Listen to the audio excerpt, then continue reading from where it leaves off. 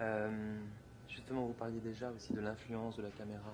On parlera un peu plus du contenu après. Mais est-ce que vous avez travaillé beaucoup avec Madame Requin? Vous avez eu des discussions en dehors?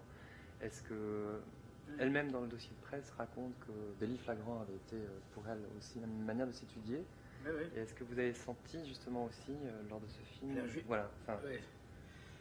Je vais répondre à votre question, je vais vous dire, moins j'en parlais, mieux ça valait. Parce que si on commence à dire, je sais pas, tu te tracasses pas, tu vas voir, je vais te filmer, tu vas pas le voir, etc. Rien. Rien. Parce que même le stress d'en parler déjà, alors c'est simplement, c'est naturel. Alors, je sais bien comme elle est angoissée. Et c'est vrai que la caméra, bon, il y a le phénomène de l'image, bien sûr, qu'on est tous sensibles en disant est-ce que, voilà, bon, à quoi je ressemble.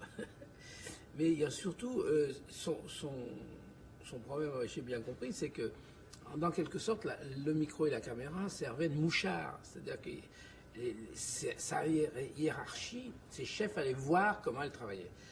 Alors après tout, elle est quand même maître à bord, c'est quand même pas quelqu'un de jeune, elle a quand même 60 ans, elle est plus à l'école, elle est plus... Bon voilà, quand même elle fait ce qu'elle veut. Mais c'est vrai qu'il y a des... Dans ce milieu-là, il faut savoir qu'il y a des procédures. C'est très technique.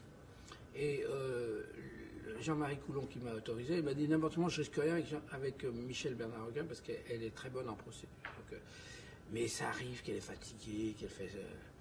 des fois elle passe, c'est comme ça, elle fait des erreurs. Alors, disons que au début, quand on tournait, elle faisait très attention. Bon, elle expliquait, elle a toujours cette volonté d'être très pédagogique, très civique, etc. Voilà, vous avez fait ci, mais alors, bon, pourquoi? Bon, et je l'ai senti ça, bien sûr. C'est un peu naturel. D'ailleurs, plus sur elle que sur les prévenus. Parce que les prévenus, ils sont tellement mobilisés par... Puis alors, c'est vrai que le dispositif de la justice est tellement fort. Alors, eux, ils prétendent que c'est fait exprès pour nous faire peur, pour qu'on ait un exemple, pour qu'on soit puni, voilà, qu'on ne recommence plus. Bon, voilà. C'est une espèce de côté judéo-chrétien comme ça, de tout ça. Du coup, les gens, je vais vous dire, la caméra, ils s'occupent pas trop de la caméra parce qu'ils se disent mince, alors il faut pas que je me sois trop mauvais, quoi. Et elle, en fait, très vite, elle a oublié la caméra. Et elle ne savait plus si on tournait, puis bon,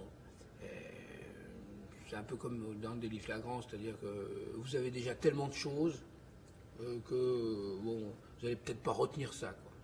Ça n'a aucun intérêt. Mais c'est peut-être ça qui reste, bien sûr, mais elle n'est pas censée savoir. Et moi, je ne peux pas juger sur le moment. Non.